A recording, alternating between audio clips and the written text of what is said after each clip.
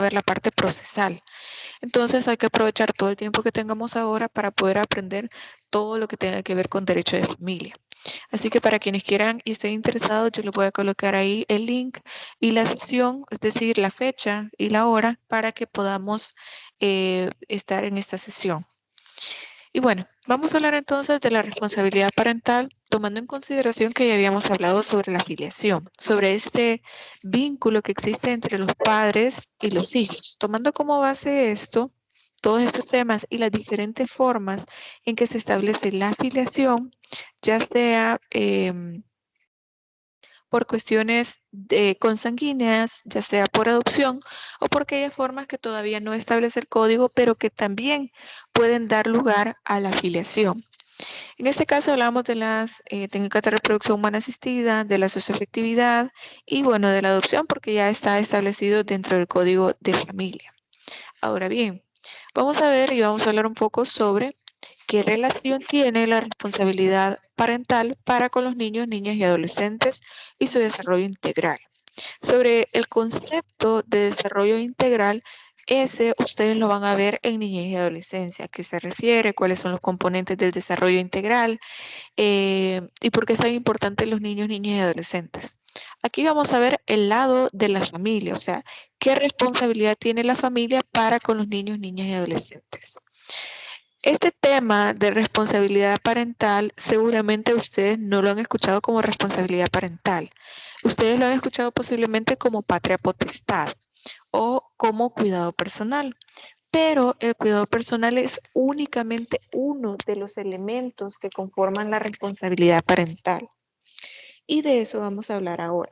Solamente les hago mención de esto porque, como les digo, seguramente ustedes ya lo han escuchado mencionar, pero como patria potestad, es decir, ¿con quién se van a quedar los niños? ¿Con quién van a convivir? Sobre todo cuando estamos frente a un divorcio. ¿Quién se va a quedar con los niños? ¿Quién los va a cuidar? ¿Quién va a proveer alimentos? ¿Cómo se va a dar toda esta disolución del vínculo matrimonial que sí o sí afecta a cada uno de los miembros de la familia? Pero no solamente la responsabilidad parental se ejerce al momento de que existe un divorcio y alguien debe quedarse con los niños, niñas y adolescentes. La responsabilidad parental se da desde el momento en que comienza a existir la filiación.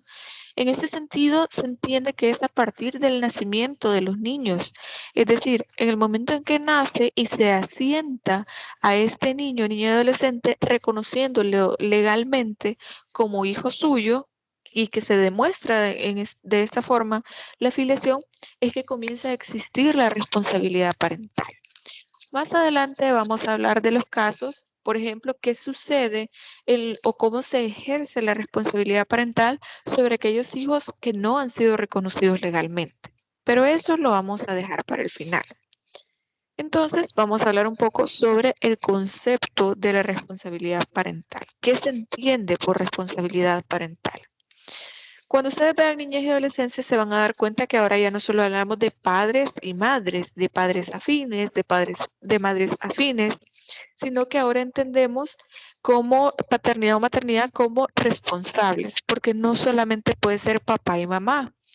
En muchos casos, los niños, niñas y adolescentes están con un tío, con un abuelo, están con una persona encargada que también puede llegar a ser un tutor que ha sido asignado legalmente. Sobre la tutela, nosotros lo vamos a ver en las próximas semanas, casi al final de este cómputo. ¿Qué tipo de tutelas hay? ¿Quiénes pueden ser tutores? Etcétera. Ahora bien, se habla de que quienes se hacen cargo de estos niños, niñas y adolescentes se llaman responsables. Por eso ahora ya no se habla de patria potestad. Ahora se habla de responsabilidad parental, porque son los padres y madres los principales llamados a ser responsables del cuidado y de la protección y de la garantía de los derechos de los niños, niñas y adolescentes. Pero no solo ellos van a ser los responsables de este bienestar que deben tener estos niños, niñas y adolescentes. Ahora bien, dentro del concepto tenemos varios autores, entre ellos está Sara Montero Duvalt, que menciona que la patria potestad, porque así era conocido doctrinariamente, patria potestad, es la institución derivada de la filiación que consiste en el conjunto de facultades y obligaciones que la ley otorga e impone a los ascendientes con respecto a las personas y bienes de sus descendientes menores de edad. Aquí vemos varios elementos, no solamente el hecho de este vínculo que existe gracias a la afiliación, sino que se establece que esta es una obligación que la ley no solo la otorga como una facultad, sino que la impone como una obligación de los padres para con los descendientes, y no solamente de forma personal. Yo les mencionaba al principio que la responsabilidad parental no es solamente la patria potestad o como lo conocemos ahora, el cuidado personal, es decir, quién se va a hacer cargo de este niño. También implica la tutela judicial o la responsabilidad legal, pero también la administración de los bienes. Por eso, en esta definición que nos dice Sara Montero Duvalt, menciona eh, la responsabilidad respecto de la persona, es decir, de los niños, niñas y adolescentes, como de los bienes, porque uno de los aspectos importantes de la responsabilidad parental es la administración de estos bienes, cosa que también podemos ver dentro de la tutela. Como les mencioné, este tipo de proceso lo vamos a ver más adelante. Entonces, son los padres o madres los principales, no los únicos, los principales responsables de poder cuidar, es decir, el cuidado personal, cuidar, velar por el bienestar de estos niños, niñas y adolescentes, pero también de la responsabilidad legal, la representación legal, es decir, en caso de que al niño sea necesario representarlo en un proceso, que el niño pueda demandar, por ejemplo, alimentos porque el otro progenitor no le da alimentos, entonces la principal persona que va a poder representar a este niño, niña, adolescente va a ser la madre, por ejemplo, o va a ser el padre en caso contrario. Pero aquí vemos que la responsabilidad legal la tienen ambos padres. En un principio se entiende que la responsabilidad parental corre a cargo de ambos padres, ya sea que estos padres estén unidos en matrimonio o no. No va a existir diferenciación, porque aquí lo medular, lo más importante que da origen a la responsabilidad parental es poder demostrar que existe filiación. Una vez que demuestra con su partida de nacimiento, puede ser, imagínense, una prueba de ADN en un proceso judicial, pero que usted pueda demostrar que es el padre o la madre de este niño, niño adolescente, desde ahí se entiende que existe una responsabilidad parental. Por esto es que nosotros no hablamos de que si existe un matrimonio o existe algún tipo de vínculo de unión no matrimonial, de convivencia, etcétera. Con poder demostrar la afiliación es suficiente para entender que existe responsabilidad parental. Nos dice también Belucio que define la patria potestad o la responsabilidad parental como el conjunto de deberes y derechos que incumben a los padres con relación a las personas y a los bienes de los hijos menores de edad que no han sido emancipados.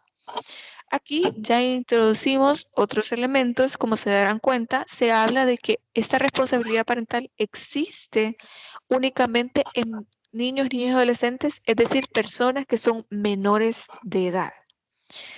Entonces, por simple deducción entendemos que la responsabilidad parental se extingue o acaba cuando se cumple la mayoría de edad. Este es otro elemento importante que ustedes deben manejar. Desde que el bebé nace y, bueno, se hace este reconocimiento legal. En el caso de la madre, pues ya se presume, ya hemos hablado de eso. Pero en el caso del padre, cuando ya va a sentar a este bebé, a este niño, niña, adolescente, desde ese momento comienza la responsabilidad parental y esta responsabilidad parental se extingue hasta que se cumplen 18 años. Hay una pequeña excepción dentro del Código de Familia y voy a aprovechar para hacerla en este momento, aunque posiblemente sé que más adelante lo vamos a ver. Pero el mismo Código de Familia en uno de los artículos menciona que la responsabilidad parental se extingue a los 18 años, pero se pueden proveer alimentos hasta que el niño, niña o adolescente, sigue estudiando con provecho. Le voy a buscar en este momento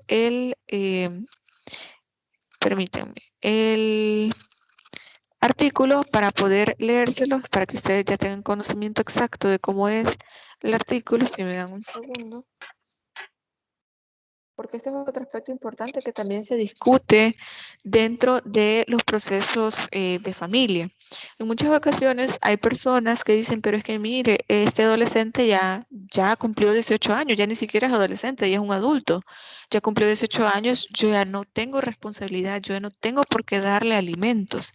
Sin embargo, en el artículo 211 del Código de Familia, en ese capítulo se habla sobre el cuidado personal y en el tercer inciso dice, si el hijo llega a la mayoría de edad y continúa estudiando con provecho tanto en tiempo como en rendimiento, deberá proporcionársele los alimentos hasta que concluya sus estudios o haya adquirido una profesión u oficio. Estos elementos son sumamente importantes porque si ustedes se fijan de la lectura de este inciso, menciona seguir estudiando en tiempo, con provecho, perdón, en tiempo y en rendimiento. ¿Qué implica esto? Bueno, únicamente para efectos procesales, digámoslo así, le voy a dar este elemento porque no sé si esto ustedes lo van a ver en procesal laboral, perdón, en procesal de familia. En este caso, estudiar dentro del tiempo y en rendimiento y que este estudio sea con provecho se entiende por lo menos llevar notas de más de 8. Y también implica que, por ejemplo, si usted está estudiando dentro de la universidad, eh, haber comenzado la carrera y no dejar de estudiar ningún ciclo o haber dejado una materia y que eso hace que usted se vaya retrasando. Por eso habla de que debe ser un estudio con provecho y en tiempo. Si usted va a estudiar, por ejemplo, la carrera de ciencias jurídicas, entonces usted inició a estudiar, por ejemplo, este año 2021. Se llega el 2023 y usted sigue en primer año. Entonces, eso no sería estudiar con provecho. Lo sería en caso de que usted vaya en tercer año en 2023, si los cálculos no me fallan, en 2023, y que sus notas vayan y sean mayores de 8.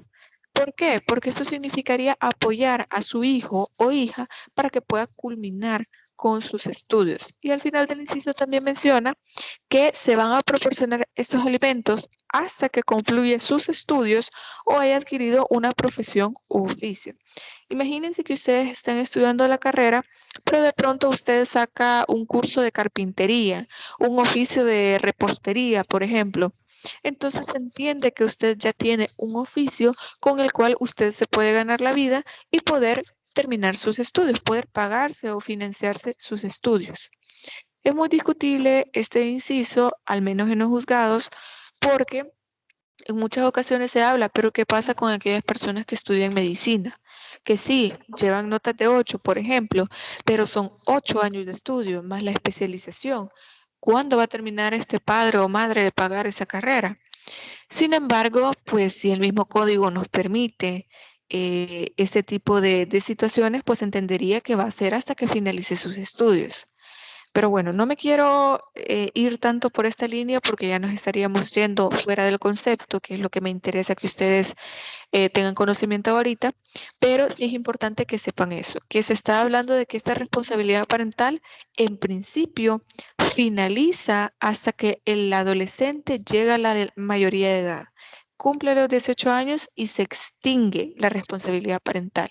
Este es el término jurídico para este cambio, para esta transformación que existe. Se llama extinción de la responsabilidad parental, porque existe una suspensión de la responsabilidad parental y también hay otro proceso que lo vamos a ver más adelante. Pero también, si ustedes pueden ver acá, se habla de que cuando es menor de edad, entonces existe la responsabilidad parental, pero también para aquellos que no están emancipados. Que esta es una figura que se ve muy poco aquí en el país, que son aquellas personas menores de 18 años que piden ante un juez la emancipación. Es decir, que ellos piden no estar bajo la responsabilidad parental de una persona y que se puedan hacer cargos de sí mismos porque tal vez sus padres o su padre o su madre tienen ideas completamente contrarias sobre su bienestar. Es decir, que este padre o madre quiera tomar decisiones respecto de este hijo o hija que van completamente en contra de la voluntad de ellos.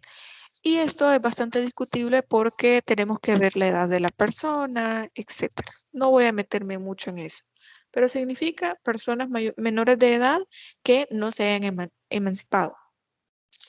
Y bueno, también tenemos Messineo, perdón, nos define la responsabilidad parental como el conjunto de poderes en los cuales, perdón, se actúa orgánicamente la función social confinada a los progenitores de poder proteger, educar e instruir a los hijos menores de edad en consideración a su falta de madurez psíquica y de su consiguiente incapacidad de obrar.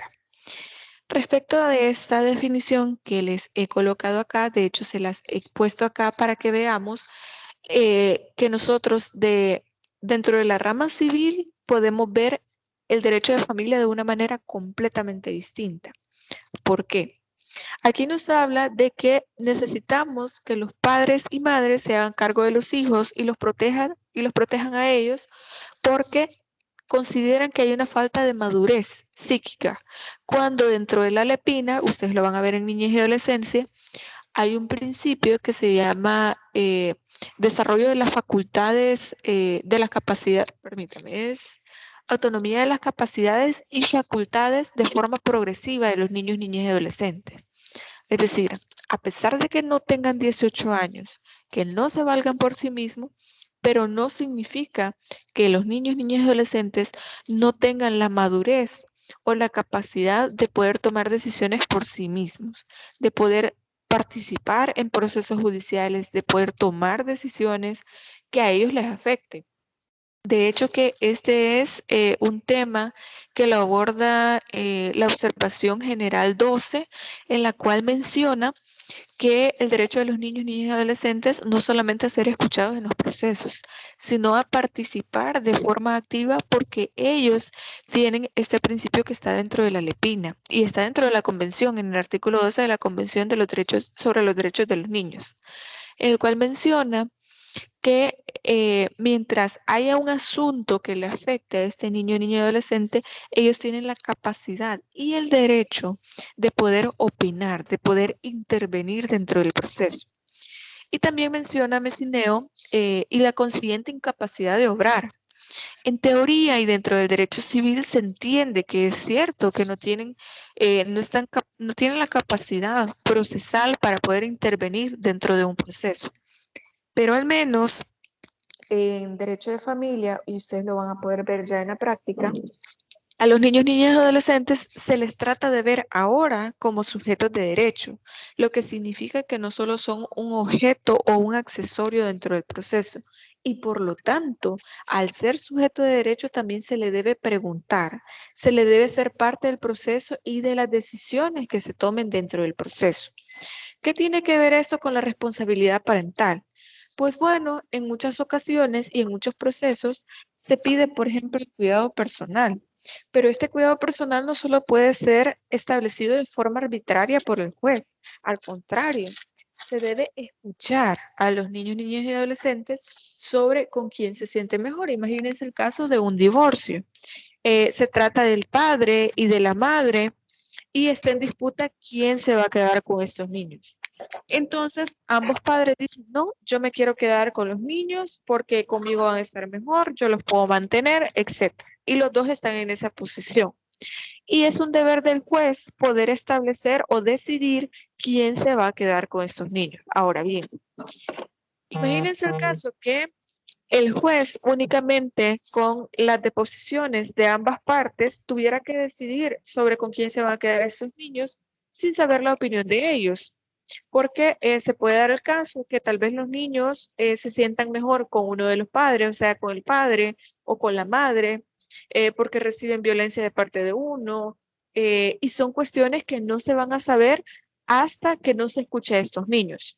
Porque dentro de procesal de familia, ustedes se van a dar cuenta que se hacen unos estudios que los hace el equipo multidisciplinario. Cada juzgado, sobre todo los de familia, tienen asignado al juzgado una unidad que se llama equipo multidisciplinario, que está formado por un psicólogo, un trabajador social y un educador. Lo que buscan ellos es poder hacer informes, es decir, poder verificar la situación en la que viven los niños, niñas y adolescentes, poder verificar, por ejemplo, si los hechos que se plantean en la demanda son ciertos. Por ejemplo, en los casos de divorcio, si realmente las personas ya no viven juntas o si realmente se han dado situaciones de violencia, etcétera. Pero este informe que establece el equipo multidisciplinario no tiene valor probatorio. Estos informes únicamente sirven para poder ilustrar al juez sobre el desarrollo de cómo, es decir, el escenario, el ambiente en el que viven estos niños, niñas y adolescentes, o la situación de la pareja en caso de que sea un divorcio, en caso de que pueda ser algún otro proceso, pero no tienen un valor probatorio en sí, a diferencia de lo que puede llegar a ser la opinión de estos niños, niñas y adolescentes. Al decir, miren, es que yo no me quiero quedar con mi mamá porque mi mamá me deja todo el día solo, no me da de comer, o yo no me quiero quedar con mi papá porque él me golpea, me regaña, no me quiere, solo me deja con una tía y no me va a ver, etcétera. Son la realidad o esta opinión más bien es la realidad que tal vez el juez no puede llegar a conocer si no fuera por la opinión que se da dentro del proceso. Pero bueno, no me voy a detener mucho aquí porque esas son cuestiones, como les digo, que las van a ver en procesal de familia. Ahora bien, ¿dónde encontramos nosotros de forma legal esta parte de la autoridad parental? Lo tenemos en el artículo 206 del Código de Familia y dice: es el conjunto de facultades y deberes que la ley otorga e impone el padre o la madre sobre sus hijos menores de edad o declarados incapaces para que puedan protegerlos, educarlos, asistirlos y prepararlos para la vida, y además para que puedan representarlos y administren sus bienes. Entonces, aquí vienen los tres elementos que yo les mencionaba. La autoridad parental tiene tres elementos: cuidado personal, representación legal y administración de los bienes. Entonces, se considera más adecuado actualmente llamarlo responsabilidad parental en virtud de que se trata de una función social, como un conjunto de facultades instrumentales encaminadas al cumplimiento de los deberes y las obligaciones que la ley impone al progenitor respecto de sus hijos. Como ya se habrán dado cuenta, ya no hablamos de patria potestad, porque este término se consideraba que era muy limitado y que además su origen era demasiado discriminativo porque únicamente se hablaba de patria, o sea, de pater, que viene de la palabra padre. Entonces, ahí se dejaba por fuera esta idea de la maternidad. Por lo tanto, ahora se habla de responsabilidad parental, así como se los he estado mencionando. Dentro de la naturaleza jurídica de este término, de este proceso, vemos y tenemos varias consideraciones doctrinarias. En este caso vemos el poder de los padres y la facultad natural. En el caso del poder de los padres, se trata de un poder reconocido por la ley, que se trata del cumplimiento de las obligaciones de ejercer el deber que la ley le impone a los padres de tener un interés sobre los hijos e hijas en forma personal e indelegable. Como ya lo hemos mencionado anteriormente, por ejemplo, el estado familiar y la afiliación son términos indelegables. Usted no puede decirle a alguien más, mira, te voy a vender mi derecho de ser mamá de mi hijo, te voy a regalar mi título de ser mamá de mis hijos, por ejemplo. No se puede, al igual que la responsabilidad parental.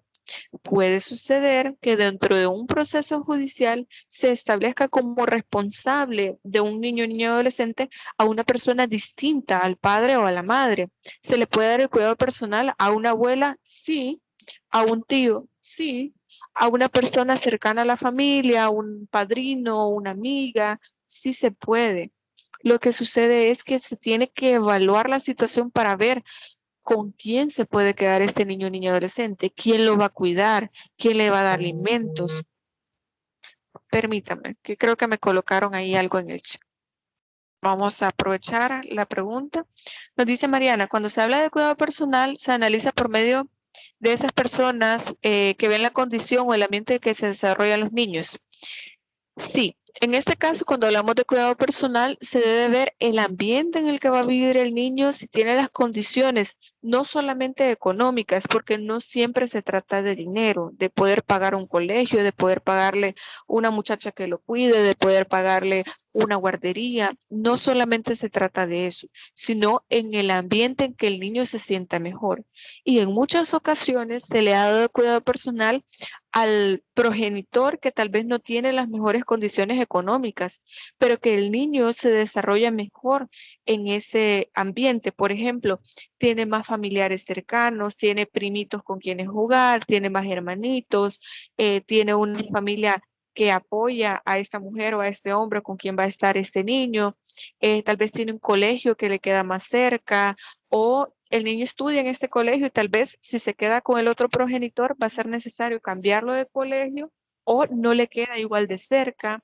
Son muchos aspectos que tal vez pueden ser muy subjetivos, pero que deben estar fundamentados. El papel del juez es sumamente importante acá y sobre todo por estos informes que rinde el equipo multidisciplinario.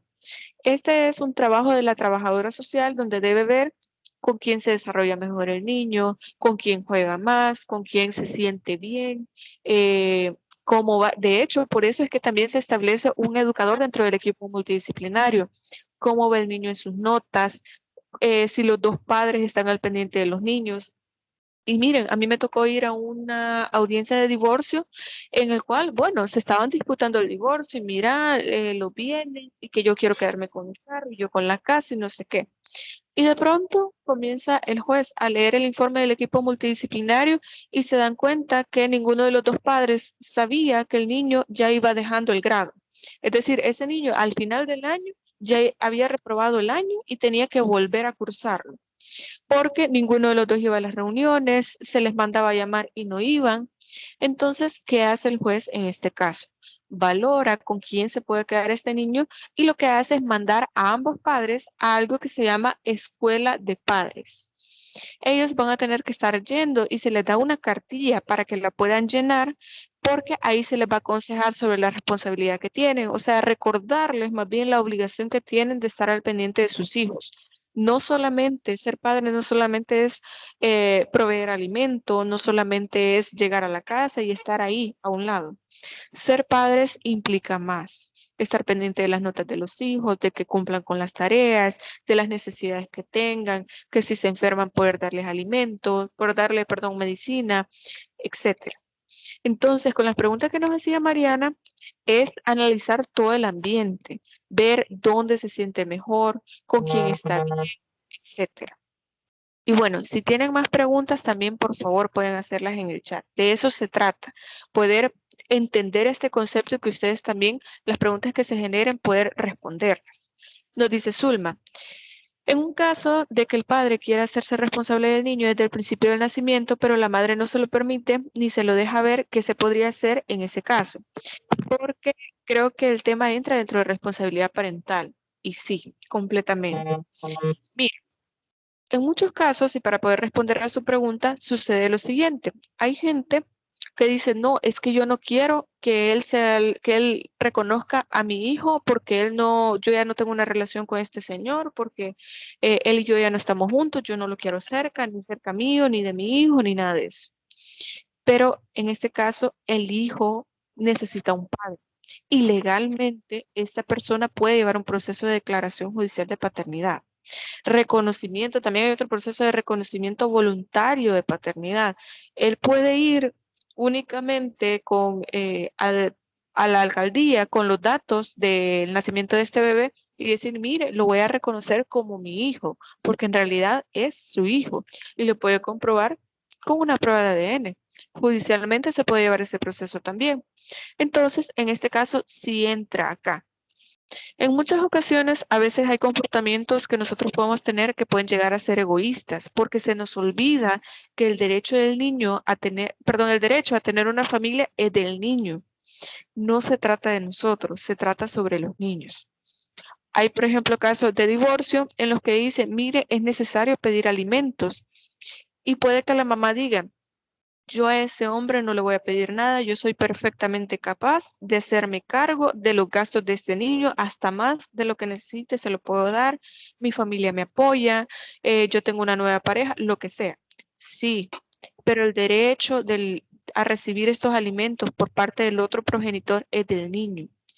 Y miren, los jueces, ¿qué es lo que dicen acá? Sí, señora, pero mire, a usted le puede sobrar el dinero, pero el asunto es que el hecho de proveer alimentos es una forma de poder estar cerca del hijo, de poder tener algún tipo de comunicación con el hijo, de tener algún tipo de relación, porque al fin y al cabo es su padre o al fin y al cabo es su madre.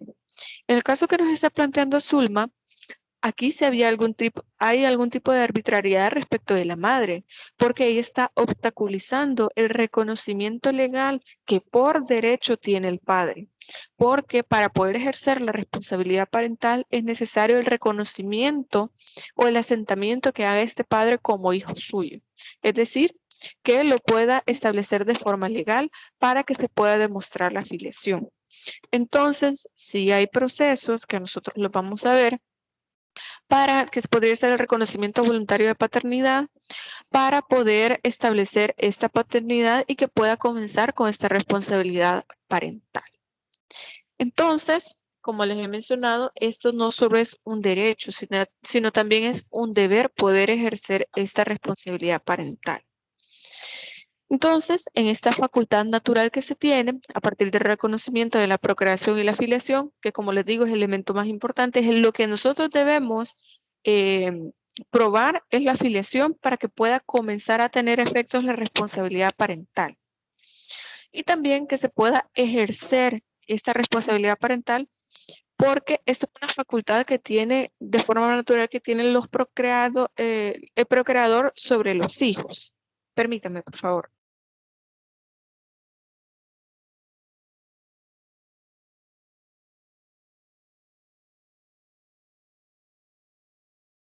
Ok, disculpe. Y bueno, entonces, esto también no solo lo vemos como una facultad natural de que si somos papás, entonces nosotros tenemos que hacernos cargo de nuestros hijos, protegerlos, que estén bien, darle todas las herramientas necesarias para que ellos se puedan desenvolver ante la vida, los problemas que puedan llegar a existir, etcétera.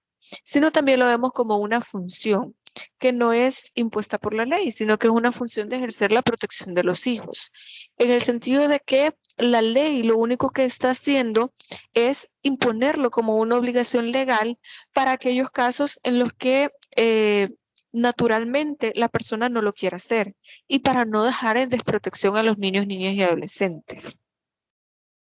Y bueno, vamos a ver un par de características que tiene la responsabilidad parental, que es que la responsabilidad parental es de interés público, es de interés social y público.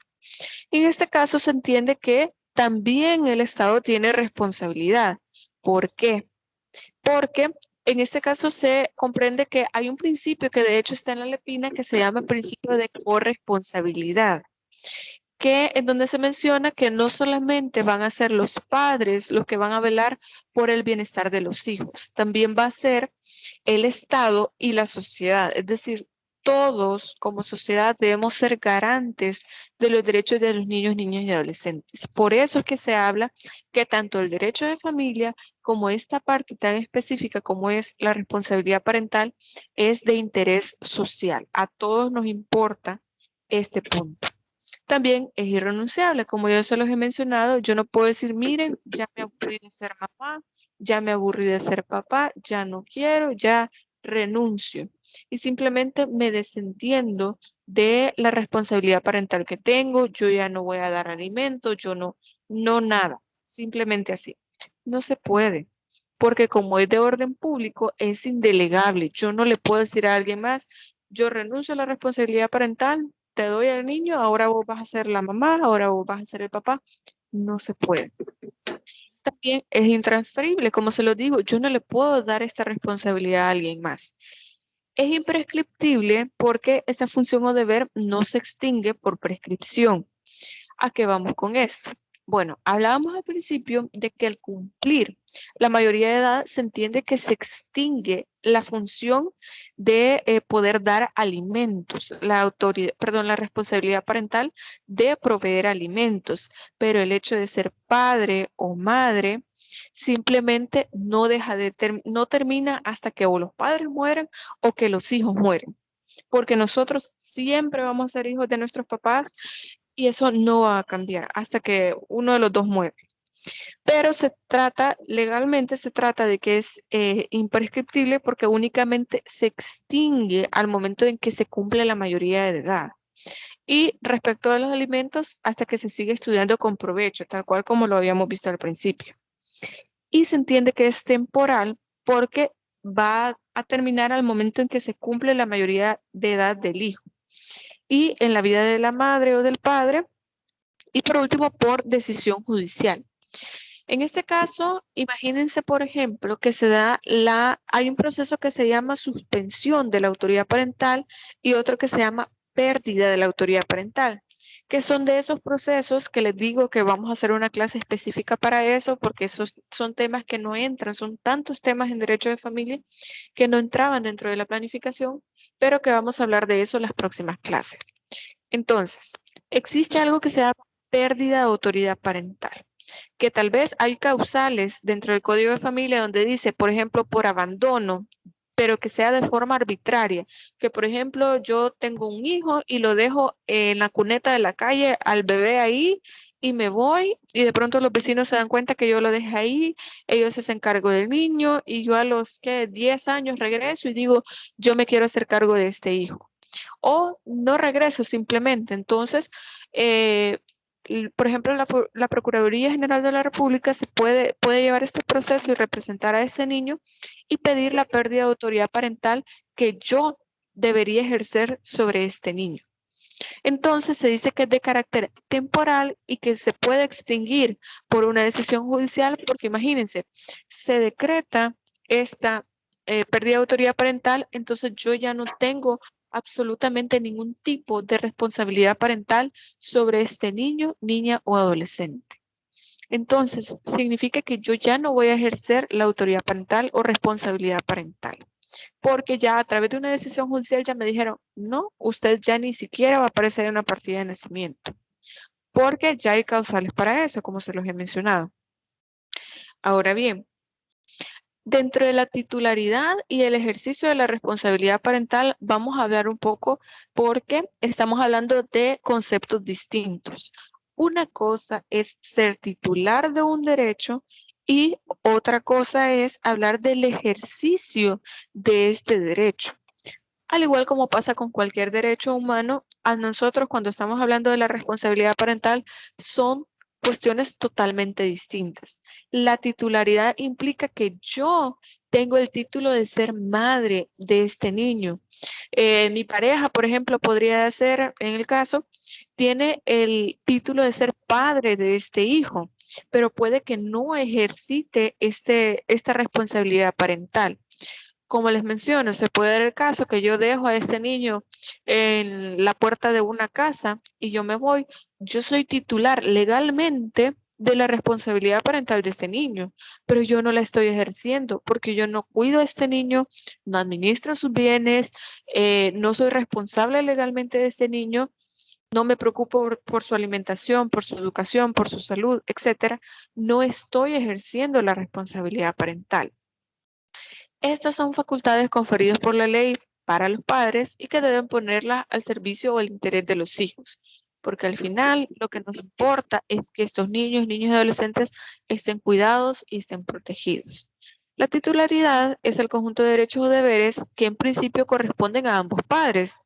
En cambio, el ejercicio es la facultad de actuar concretamente, es decir, que de forma coherente exista la titularidad y el ejercicio de esta responsabilidad parental sobre los deberes y los derechos que se tienen con esta responsabilidad. Pero pueden haber algunos supuestos en los que las personas pueden ser titulares con el ejercicio de la responsabilidad parental, pero también puede darse el caso en el que se pueda compartir o poseer solamente la titularidad, pero se carece del ejercicio de esta titularidad.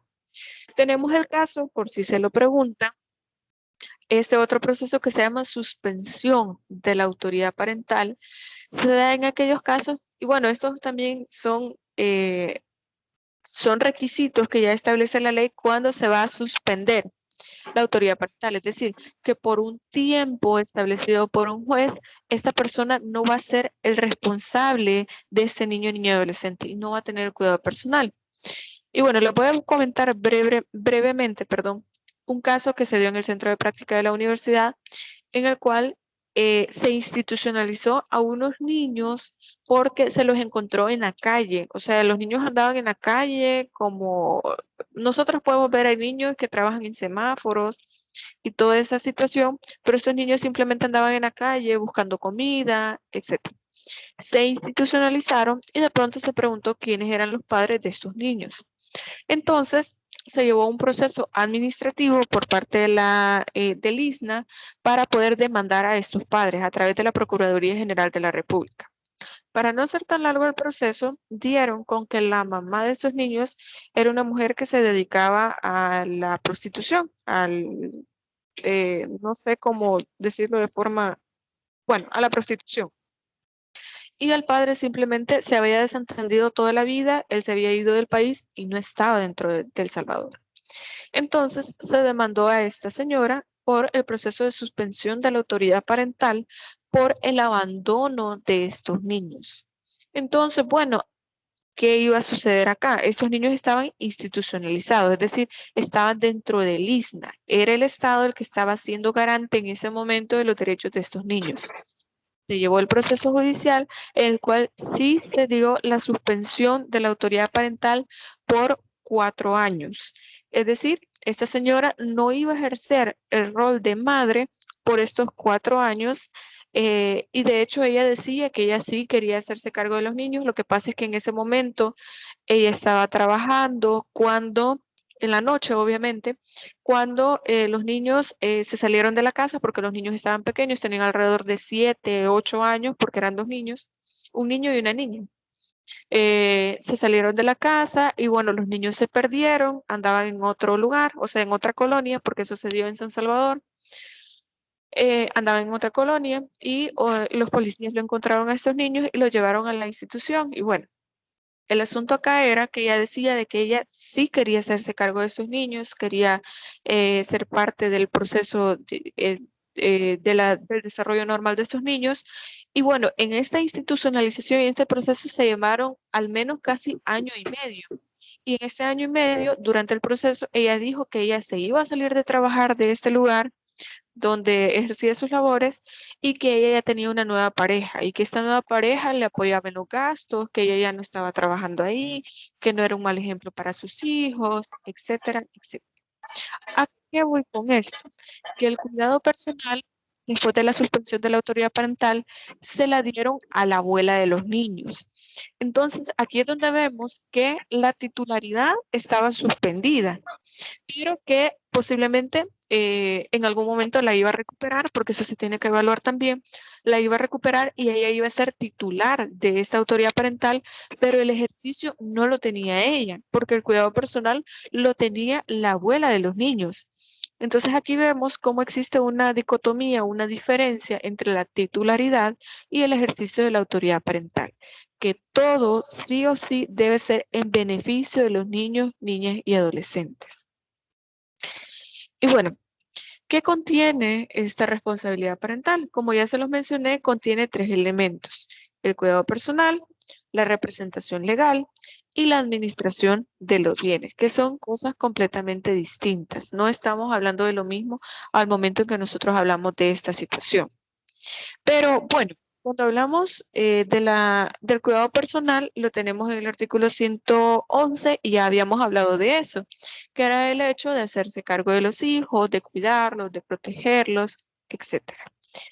Pero cuando nosotros hablamos de la representación legal, el artículo 223 nos dice, el padre y la madre que ejercen la autoridad parental representan a los hijos menores o incapaces y van a velar por la conservación y la defensa de los que hubieran tenido. El padre o la madre, a quien se le hubiera confiado por resolución judicial el cuidado personal del hijo, tendrá exclusivamente el cuidado personal, perdón, la representación legal. Vamos por partes. Imagínense que un divorcio, porque en el divorcio sí o sí, y esto es algo, un proceso que les digo que vamos a ver dentro de esa clase que vamos a tener más adelante, no solamente se ve la disolución del vínculo legal, sino también se ve el cuidado personal, la representación legal, los alimentos y la relación y trato. Y bueno, dentro de eso también va la comunicación. Bueno, imagínense que se le deja el cuidado personal a la madre.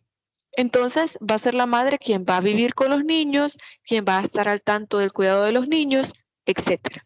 Pero dentro del Código de Familia se establece el padre no cuidador, es decir, que no tenga el cuidado personal, que en este caso sería el hombre, en el caso que les estoy planteando, va a ser quien aporte la cuota de alimentos para los hijos. Pero vaya, pongamos el ejemplo, que sea el padre el que se quede con los niños, entonces va a ser la madre la que va a dar alimentos. ¿A qué voy con esto? En el primer ejemplo que les conté, que va a ser la madre quien se va a quedar con el cuidado personal, se entiende que ella va a tener la responsabilidad legal. El padre cuidador se queda con la responsabilidad legal. ¿Por qué? Imagínense el caso que este niño, estando en la escuela, tenga un accidente de que se cayó y se golpeó y se hizo una herida en la frente y sea necesario operarlo y le llaman de la escuela a la mamá y como ella es la cuidadora, es decir, que tiene el cuidado personal, mire señora, su hijo le pasó esto y esto y esto, necesitamos ver a qué hospital lo llevamos o qué hacemos. Entonces, si ambos padres tuvieran la representación legal, van a tener que esperar a que el padre también dé su autorización o dé su opinión respecto de qué se va a hacer o que esté ahí para firmar sobre qué se va a hacer para poder tomar una decisión sobre este niño. Entonces, el legislador dentro del Código de Familia lo que ha previsto es tratar de dar una solución que sea lo más rápida que se pueda a este tipo de problemas. Entonces, ¿qué se hace? Mire, señora, usted tiene cuidado personal, entonces usted decida qué vamos a hacer, a qué hospital lo llevamos, qué se le va a hacer al niño, si se permite que se opere o no, etcétera. Por eso es que ya el Código de Familia lo establece así. Y dentro del artículo 226 se establece la administración de los bienes. Y se entiende que los padres van a administrar y cuidar los bienes de los hijos que estén bajo su autoridad parental, realizando todos los actos administrativos ordinarios a fin de conservar y hacer más productivos dichos bienes y serán solidariamente responsables hasta de la culpa leve. ¿Qué nos trata de decir todo esto? Pues bien, lo que nos trata de mencionar acá es el hecho de que imagínense que el abuelito de este niño falleció y le deja ciertos bienes, le deja una casa, un carro, que obviamente por no ser mayor de edad no puede administrar por sí mismo. Pero van a ser los padres, según el artículo 226, quienes van a administrar estos bienes, no para quedárselos ellos, no para disponer ellos de voy a llevarme el carro, lo voy a vender, me voy a quedar con la casa. No, de administrar, no dice enajenar. Es un error hacer creer o creer que porque este artículo habla de la administración de los bienes, significa que los puede vender, hipotecar, etcétera. No, se trata de administrar. Entonces, cuando habla de hacerlos producir más, es porque imagínense el caso que lo que le dejan no sea un carro o una casa, que le deja, por ejemplo, acciones en una empresa, que le deja ganado, por ejemplo. No va a dejar ahí a la pobre vaquita sin alimento ni nada. Imagínense que esta vaquita vaya a tener sus crías, entonces, ¿qué puede hacer producir a este bien, por ejemplo, que le dejó a esta persona? Pues bueno, entonces, para poder administrarlos y hacerlos más productivos, entonces vamos a alimentar también a estas crías de las vaquitas para que puedan crecer y dar más leche o poder venderlas, etcétera, pero siempre en pro del beneficio de los niños, niñas y adolescentes.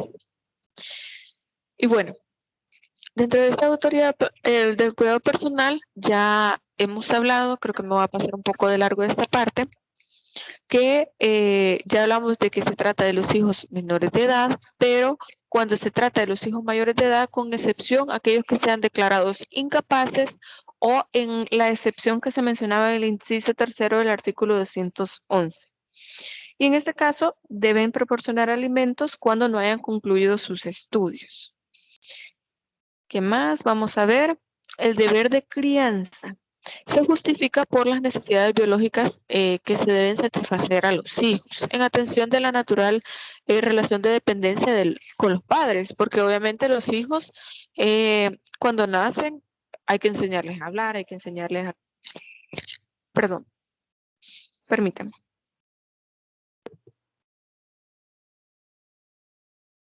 Perdón. Hay que enseñarles a hablar, hay que enseñarles a caminar. Nosotros como familia somos el primer agente de socialización y eso ustedes ya lo saben. Luego tenemos a la comunidad, a la iglesia, a la sociedad misma. Son factores de socialización. Pero los padres, las madres, es decir, este entorno de familia bajo la teoría psicológica y social, se entiende que tienen un papel sumamente importante dentro del desarrollo de nosotros como personas, no solo como seres sociales, sino también como personas individuales. Entonces, el legislador, al conocer esta responsabilidad que tienen o que han tenido de forma natural a través del tiempo los padres y las madres, lo único que hace es legislar haciendo una obligación que estos padres no abandonen a sus hijos, sino que los cuiden, los protejan hasta que ellos se puedan valer por sí mismos, que según la doctrina se entiende que es a partir de la mayoría de edad, es decir, de los 18 años. Pero estas obligaciones son bastante comunes, digamos, dentro de la sociedad. Entonces, ya se entiende que el legislador mismo coloca ahí que va a ser el cuidado personal, la representación legal y también la administración de los bienes, como una obligación de los padres. Ahora bien, este cuidado personal y otro elemento importante de este mismo es, en el concepto de la responsabilidad parental, es el derecho y el deber de la educación, el cual es un fin inmediato de la institución. En este sentido, de una forma más amplia, es necesario educar a los hijos. Y esto implica un deber y un derecho de ocuparse de la formación no solo física, espiritual y moral. Esto, como ustedes verán, ya no le interesa tanto al derecho porque lo que le interesa es la educación en todos sus ámbitos. Es decir, realmente el Código de Familia no puede decir, mire, usted, señor padre, tiene que darle una formación en valores, una formación espiritual, porque es posible que esta persona pueda ser hasta atea, pueda no creer en nada, no darle una formación de este tipo, pero que al menos tenga la obligación, este padre o madre, de cuidar de este niño, niña o adolescente. Esto respecto de la autoridad del cuidado personal. Pero ahora nos vamos a hacer una pregunta importante y se las traslado a ustedes. ¿Cómo se puede explicar la corrección y la orientación que tienen los padres y madres sobre los hijos e hijas sometidos a la autoridad parental en la doctrina de protección integral? Vamos a simplificar esta pregunta. La autoridad parental autoriza que los padres o madres puedan, en virtud de esta facultad que la ley le da, de poder corregir o poder maltratar a sus hijos. No sé si alguien quiere opinar algo o agregar ahí algo en el chat.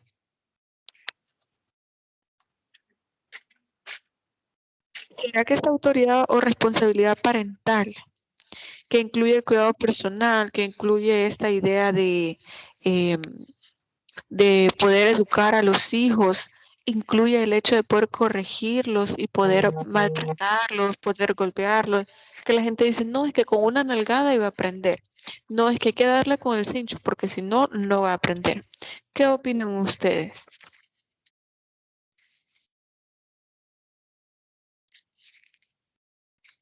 Ok, nos dice Mariana, vamos a ver, permítanme. Es muy diferente a educarlos, ok. ¿Alguien más que quiera agregar algo?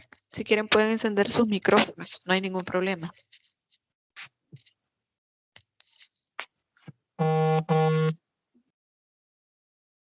Ok, ¿alguien más que quiera agregar? Bueno, nos dice Mariana, corregir con cincho o nalgada se considera violencia inculcada en el niño o niña. Muy bien, y miren, es bien curioso porque en la Convención sobre los Derechos del Niño menciona que el maltrato físico y psicológico, porque a veces ni siquiera se trata de una nalgada o golpearlos con el cincho, no se trata de eso. También se trata de insultarlos, de ofenderlos o de realizar algún tipo de comportamiento que pueda intimidar a un niño, niña o adolescente. También esto es considerado maltrato. Nos dice la Convención sobre los Derechos del Niño que está completamente prohibido. Ahora bien, quiero mostrarles algo nada más para que ustedes puedan, para que podamos generar un poco la discusión sobre este punto, porque es uno de los más importantes, que sé que también lo van a discutir en niñez y adolescencia, pero permítanme. Solamente lo voy a buscar aquí en el código para poder proyectar.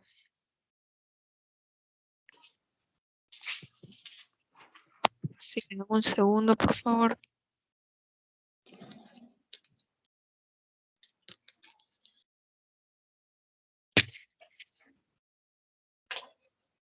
Mientras tanto, pueden opinar si quieren sobre el hecho de que si les parece o no la corrección a los niños, niñas, adolescentes. Lick, Dígame. en el artículo 241 también habla de las causas de suspensión de la autoridad parental y ahí menciona que maltratar a los hijos causa esta suspensión. Siento que tienen esa obligación de poder educarlos, pero tienen que hacerlo como de buena manera, porque los niños tampoco a golpes van a entender las cosas. Entonces, es importante educarlos, pero no excederse a llegar al punto de maltratarlos, siento yo. Ok, muy bien. Muchas gracias. Y tiene razón en eso, es una de las causas de pérdida de la autoridad parental, de suspensión y también de pérdida en caso de que sea, miren, es que uno cree que este tipo de casos no se dan en la realidad, como un padre o una madre le va a poder hacer algo así a un niño o niña adolescente, pero de verdad hay casos en los que uno se sorprende.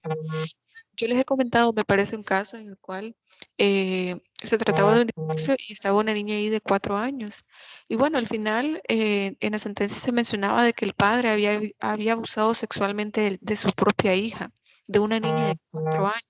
Y uno se pone a pensar, ¿cómo es posible que alguien sea capaz de hacer algo así? Y miren, puede que no seamos empáticos, que seamos personas más, no sé, menos sensibles, vamos a decirlo así, pero me parece aberrante creer que alguien puede ser capaz de hacerle algo así a un niño o a una niña, y especialmente a sus propios hijos. Pero sabemos que así es la naturaleza humana, que estas cosas pueden llegar a pasar y lamentablemente pasan. Entonces, el hecho de golpearlos con un cincho, golpearlos o darles una nalgada, pues muchos de nosotros pudimos ser educados así, pero eso no significa que nosotros no podemos cambiar esta mentalidad y poder entender que esta no es la forma correcta, que hay maneras de poder educar a los hijos. Y miren, se lo digo de forma personal, yo no tengo hijos, pero tengo un sobrino. Yo he visto cómo mi hermana lo ha educado y gracias a Dios ella no ha sido de este tipo de personas que los corrigen a golpes ni nada de eso. Al contrario, ella siempre habla con él y gracias a Dios mi sobrino se porta bastante bien, o sea, no me puedo quejar.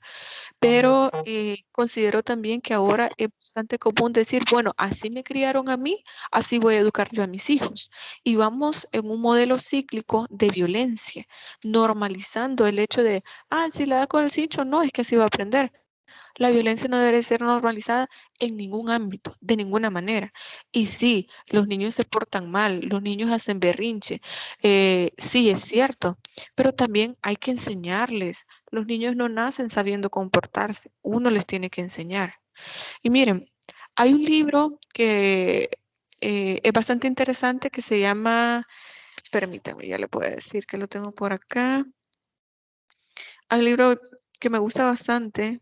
Y ay, disculpen que me salga un poco ahí del tema, pero sí me parece importante también mencionar lo que se llama Cómo criar a un niño de voluntad firme, el cual menciona de que usted, si planea llevar a un niño a un banco, que es un ambiente de adultos, que todo el mundo ya sabe a lo que va mentalizado a, voy a hacer este trámite, voy a hacer esto, pero en su mundo el niño va a un lugar nuevo y los niños son curiosos y los niños no saben comportarse, uno les tiene que enseñar. ¿Cómo puedo yo esperar que un niño se comporte como adulto en un lugar donde para él es nuevo, donde él hay diferentes colores, hay una forma diferente de hacer las cosas? Para los niños es un mundo nuevo, no saben comportarse y uno les tiene que enseñar. Esa es parte de la responsabilidad, de la autoridad, de la responsabilidad parental del cuidado personal, educarlos. Vamos a ver, nos dice Cristian. Sí, es cierto, licenciada, me parece incorrecto esa parte de querer corregir a los niños mediante la violencia. Aparte de eso, los niños tienden a hacerse violentos después. Como les digo, uno va como tratando de perpetuar este círculo de violencia con eso. Y dice, en lo personal, a mí, eh, así me han dicho mucha gente con mi hija porque yo no la castigo porque hay mucha gente cerrada con ese aspecto que los niños se eduquen con violencia. Miren, afortunadamente, y esto se lo digo de forma personal, yo creo que uno no nace sabiendo cómo ser papá o cómo ser mamá. Y miren, lo que hayan hecho mis papás conmigo, que me hayan corregido de una manera, los perdono porque realmente uno no nace sabiendo cómo ser papá o ser mamá. Yo creo que hasta que uno no tenga hijos, y en eso la respeto mucho, Cristian, porque créame, hasta que yo no tenga mis hijos no voy a saber cómo los voy a educar, no voy a saber cómo hacer las cosas y que bueno, me alegra mucho que usted haga las cosas de forma distinta. Pero considero yo que uno va aprendiendo en el camino. Y dependiendo también de los hijos, porque como les digo, los niños hacen berrinche, los niños se portan mal, sí, pero quien los tiene que educar somos nosotros. Es nuestra responsabilidad hacer niños y niñas de bien, que ellos sepan desenvolverse, que ellos sepan hacer las cosas sin necesidad de tener que comportarse mal. Nos dice Vilma, se pueden castigar con cosas que a ellos les guste, como prohibirles una tablet por días o no darles chocolates por días o cosas así. Y miren, como les digo, hay diferentes formas, diferentes técnicas de poder hacerle ver a los niños que está mal.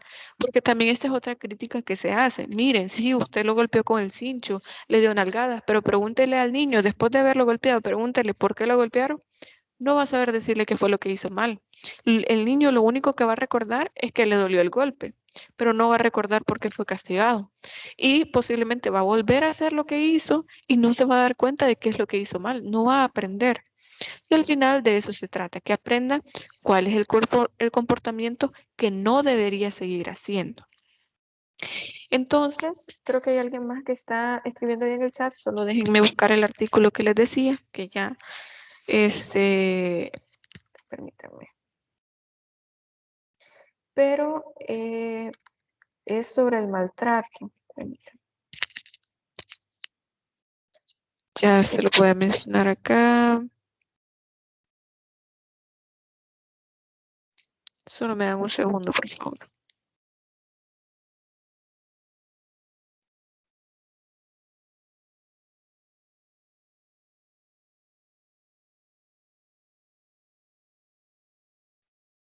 Ok, en el artículo 38 de la Lepina menciona la protección frente al maltrato.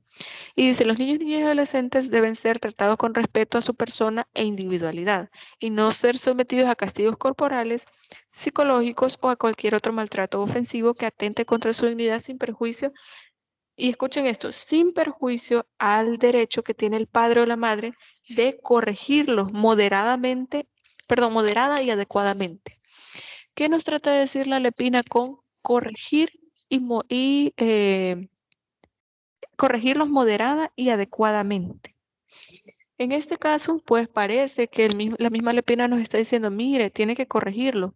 Pero ahora bien, dentro de la doctrina internacional sobre la autoridad parental se dice que los padres, la única función que tienen es de dirigir y orientar a los niños, niñas y adolescentes para que ellos puedan formarse, para que ellos puedan desarrollarse como futuros adultos, como personas de bien, pero su única función es dirigir y orientar. Es decir, a mí el Estado lo único que me puede pedir dentro de la ley y todo esto es dirigir y orientar a la persona. A mí no me puede pedir, mire, castíguelos, mire, maltrátelos, mire, haga lo que tenga que hacer, aunque sean maltratos psicológicos también, para que ese niño, niño adolescente crezca como un adulto de bien.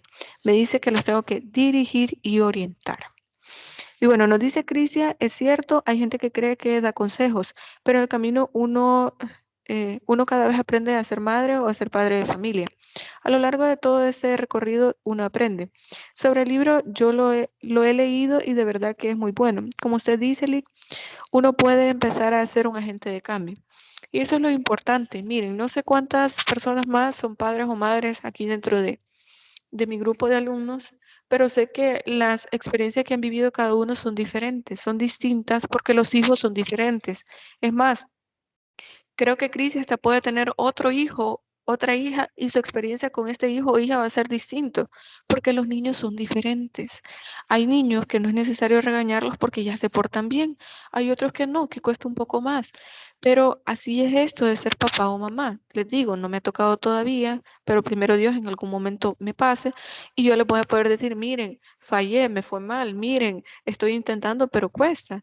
Pero así es esto. Y miren, más allá de este consejo motivacional que les estoy dando sobre la paternidad o la maternidad, sí tiene que ver con la clase, porque sobre la autoridad parental se refiere no solo al hecho de corregirlos o maltratarlos y golpearlos y tratar de creer que con esto van a ser adultos de bien. No se trata de eso, sino ser conscientes de que esta facultad es la ley los establece.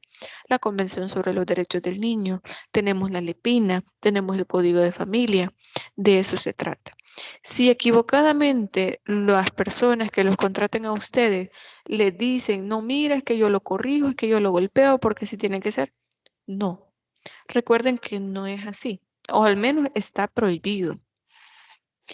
Y bueno, vamos a ir avanzando un poco. Yo sé que el tema da para que podamos seguir hablando sobre eso, pero quería avanzar sobre, bueno, ahí hablamos ya sobre el derecho de corrección, ya ustedes lo pueden ver ahí en la pantalla, que al menos está bastante discutible porque mucha gente considera que es lo correcto. Porque cada quien en la intimidad de su hogar puede hacer lo que más le parezca correcto, lo que más le parezca bien, pero en este sentido el Estado tiene cierta injerencia porque coloca ciertos límites y alcances que puede llegar a tener respecto de la violencia intrafamiliar, que es un tema que ya nosotros estuvimos viendo en género y derecho, porque aquí el Estado sí puede decir, sí, miren, hasta aquí no, nosotros la violencia no la vamos a permitir y por eso se establecen límites dentro de la ley. Y al menos lo que busca el Estado es tratar de hacer esta prohibición dentro del Código de Familia a través de la suspensión y la pérdida de la autoridad parental y también respecto de la LEPINA. Por lo tanto, se establecen este tipo de prohibiciones. Ahora bien, vamos a hablar de otro tema en lo poco que nos queda de tiempo, pero que sí me interesa bastante.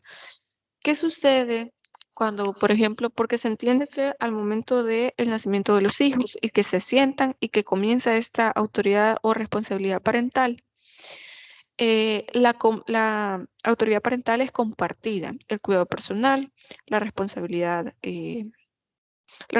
legal y la administración de los bienes es compartido. Pero ¿qué pasa? ¿Qué sucede cuando esas personas se divorcian? ¿O qué sucede en el caso de que el padre de este niño o de esta niña no los reconoce? ¿Hay autoridad parental ahí? ¿Cómo se va a establecer? ¿O puede existir la custodia compartida o la autoridad parental compartida después de un divorcio?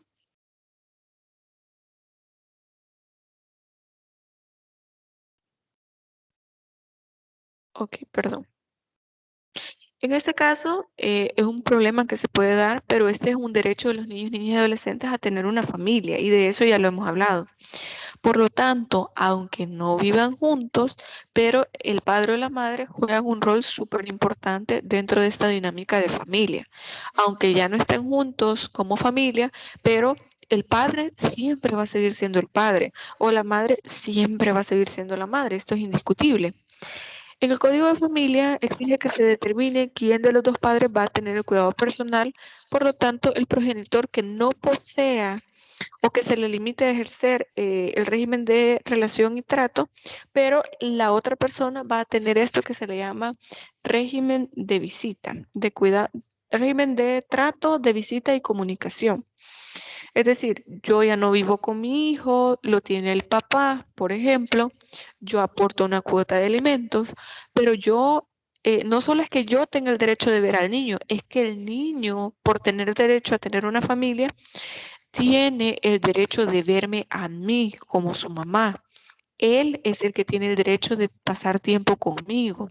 Mi deber como padre es estar, o madre es estar pendiente del niño, pero es un derecho del niño verme a mí.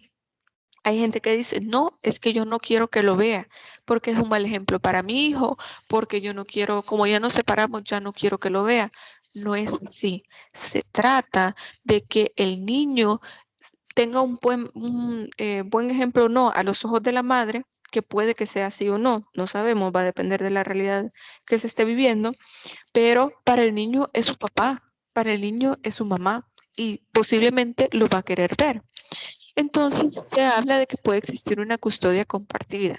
Claro, se van a repartir los deberes ahí porque el cuidado personal lo puede tener uno de los progenitores y la relación y trato y comunicación lo va a tener el otro progenitor.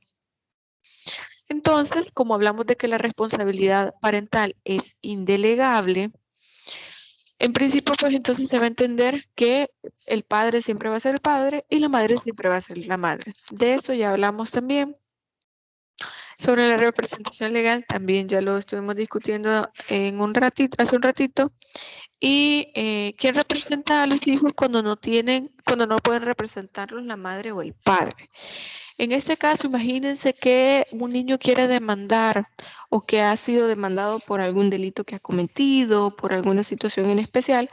¿Qué va a pasar? ¿Quién lo va a hacer en caso de que el padre o la madre no quiera o no pueda? En este caso, lo haría la Procuraduría General de la República. Tiene la obligación, según la ley, según la Constitución, de poder representar a los niños, niñas y adolescentes en caso de que los padres no puedan o no quieran hacerlos.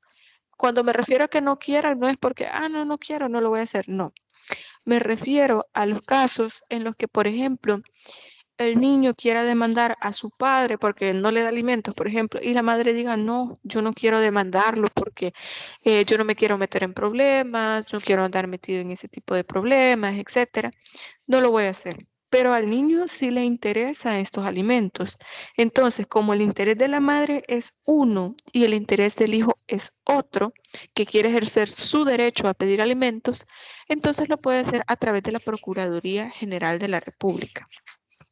De la administración de los bienes también ya estuvimos hablando y ya únicamente nos quedaría cómo se debe ejercer la responsabilidad parental sobre los niños, niñas y adolescentes de acuerdo con la doctrina de protección integral, que de eso era algo que ya habíamos planteado esa pregunta.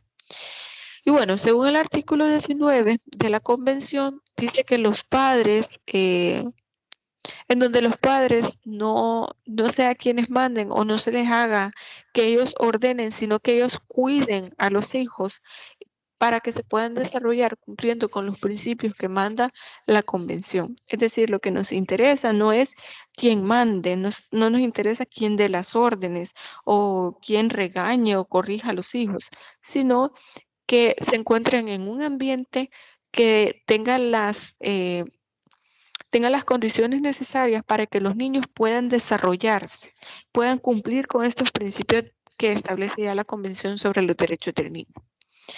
Y bueno, con eso ya agotamos el contenido de esta semana. No sé si alguien tiene alguna pregunta, alguna duda, algún comentario.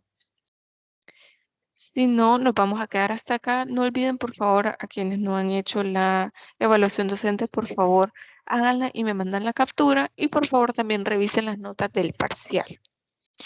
Y bueno, creo que hay...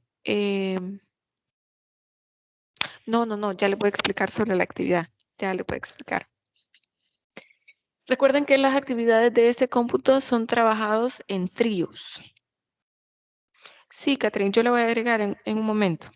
Bueno, les mencionaba que las actividades las vamos a realizar en tríos. Y cuando hablo de una tesis o antítesis, solamente es ustedes van a expresar su opinión. A eso se le llama tesis, es decir, yo voy a decir, mire, yo estoy de acuerdo con esto, esto y esto y esto, y estos son los argumentos en los que fundamento mi opinión. Y la antítesis, es decir, la parte contraria. Y usted va a decir, por el contrario, yo no estoy de acuerdo con lo que dice la compañera Mariana, por ejemplo, por estos y estos y estos argumentos.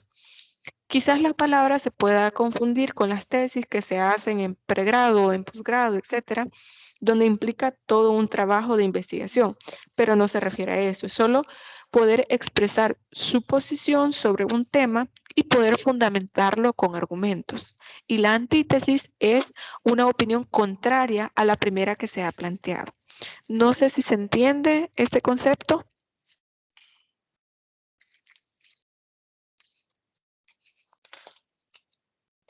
Ok, perfecto.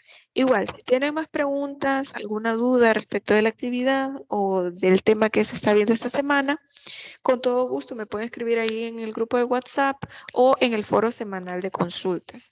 Les agradezco mucho por su presencia y por poner atención en las clases. Ya saben, cualquier cosa yo estoy a la orden.